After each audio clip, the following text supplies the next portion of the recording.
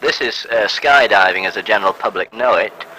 The chaps usually reach about 120 miles an hour before the chute's open.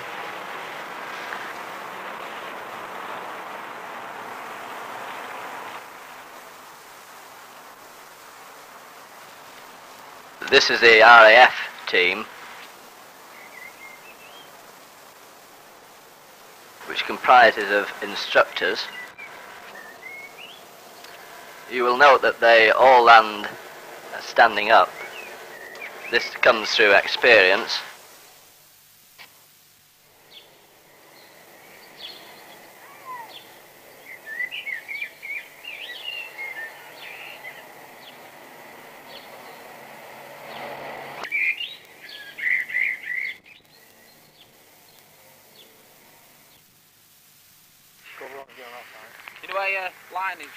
This is the introduction to paragliding. This is a cheap form of parachuting to the extent that an aircraft is not required or a balloon is not required. The method of parachuting is that the parachute is towed into the air by a vehicle, the parachute already being open.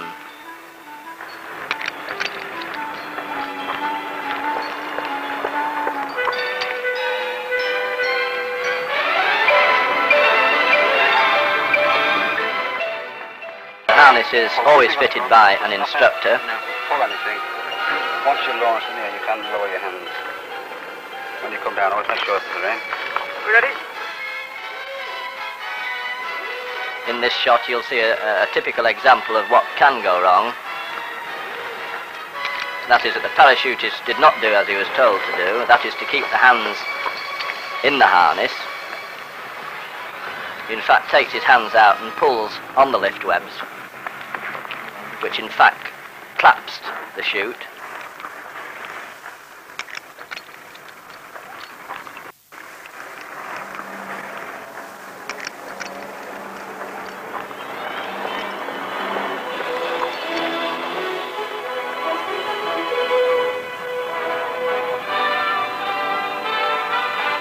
You'll note the bat.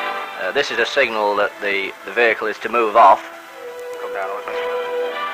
We ready?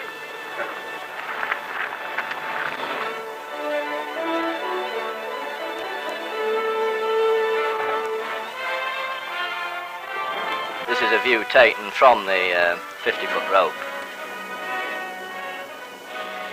You can see the small cord in front of you, which is a quick release.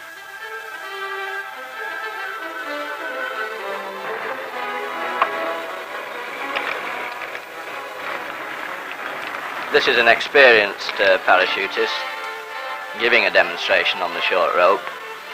Feet together. The short rope will take the parachutist up to about 50 foot. He's not released at all. His rate of descent can be controlled by the vehicle from approximately 1 mile an hour to 10 miles an hour.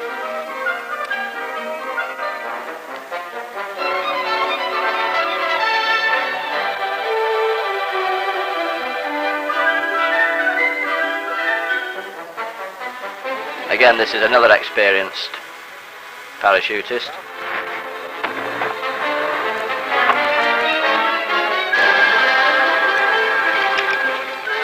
Yes, you'll note he's got his feet together. They're all taught this in the basic training. It's essential that when you go onto the high rope that your feet are kept together on landing. Otherwise you could quite easily break an ankle or a leg.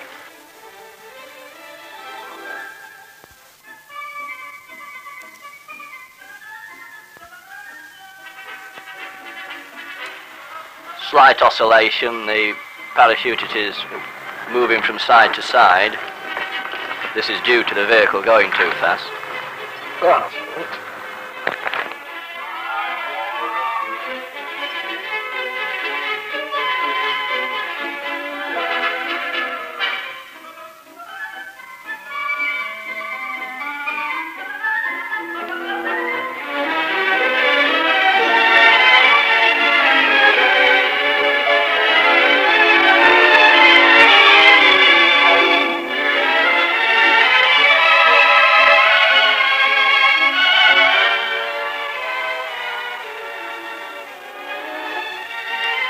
experienced parachutist landing, perfect landing,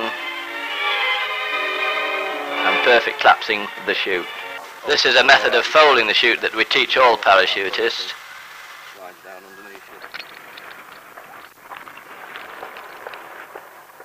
Slide down underneath you. Slide down underneath you. We do have ladies that actually partake in this sport. This in fact is my wife. In fact, this shot is when she was first learning, and again she runs out of energy. Let go!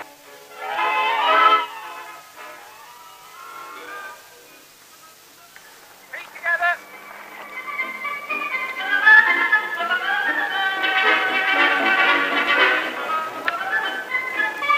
In the basic training, the parachutist is expected to do all ground training. That is rolling, fixing of the harness, collapsing of the chute, and then is expected to do a minimum of 4 ascents on the short rope before he's allowed to go onto the big rope.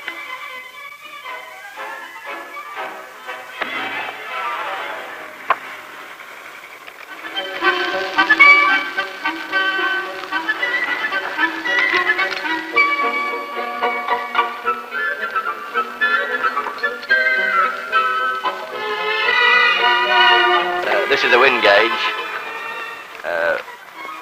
which we always use because if the wind is more than 15 miles an hour, it's impossible to perform this sport.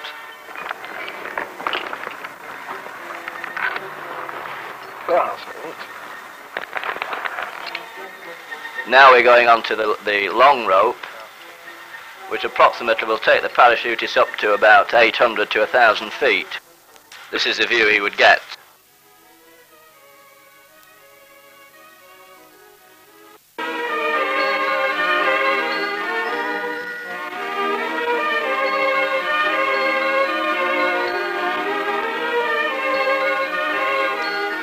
At 1,000 feet, he will release himself and come down in a normal parachute drop. His rate of descent can be anything from 10 to 25 miles an hour. It is therefore essential that he has learnt how to roll properly.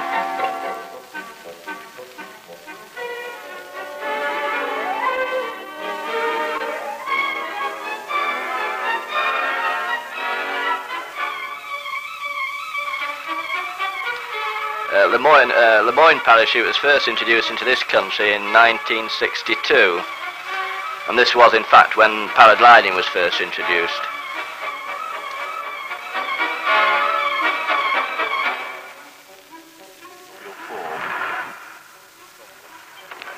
This again is a shot of how the chute should be folded.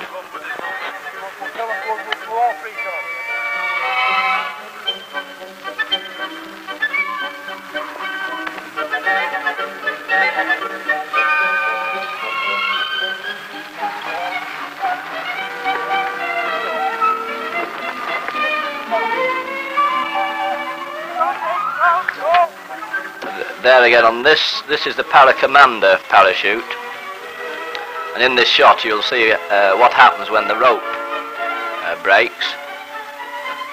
The feet will jackknife into the air and you can in fact do a somersault through your own rigging.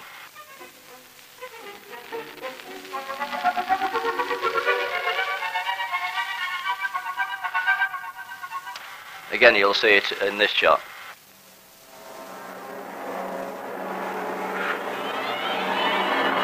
It is essential to know how to land properly, because the chute in fact hasn't inflated properly. If the rope should break at approximately 20 feet, the parachutist will land flat on his back.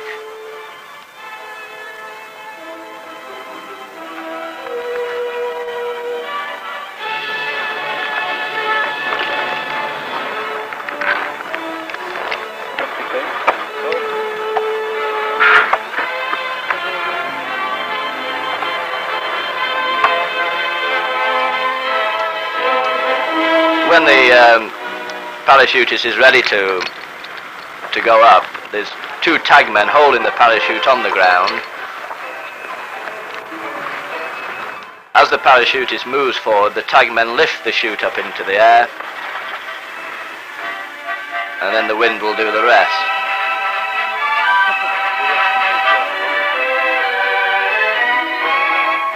This is a view taken from about 400 feet.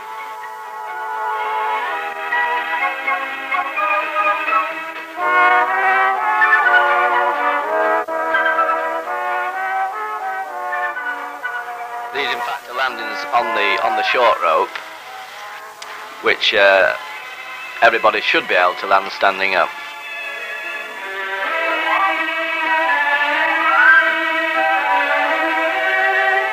This is what can happen if the vehicle, in fact, goes too fast. The parachute will oscillate, and also the man will swing a lot. It can be quite a rough journey up there.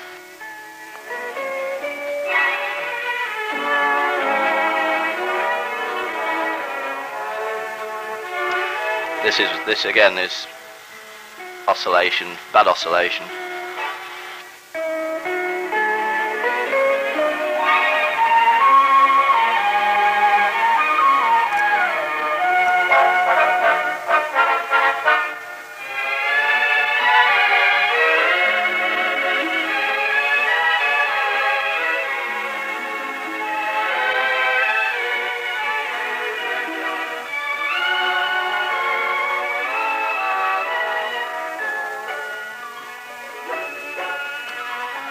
This should be about 800 feet. He's now coming down in a normal parachute drop, striking the deck at about 20 miles an hour.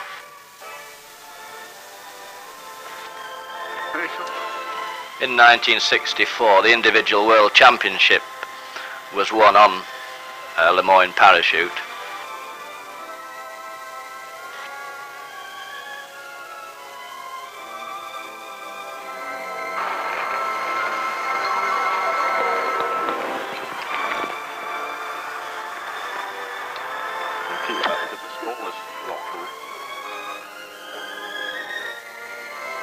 The vehicle going too fast. Bad oscillation of the chute and the parachutist.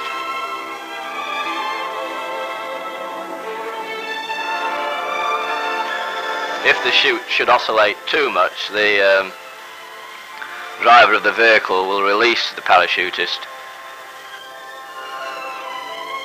If he doesn't release, the chute can quite easily collapse.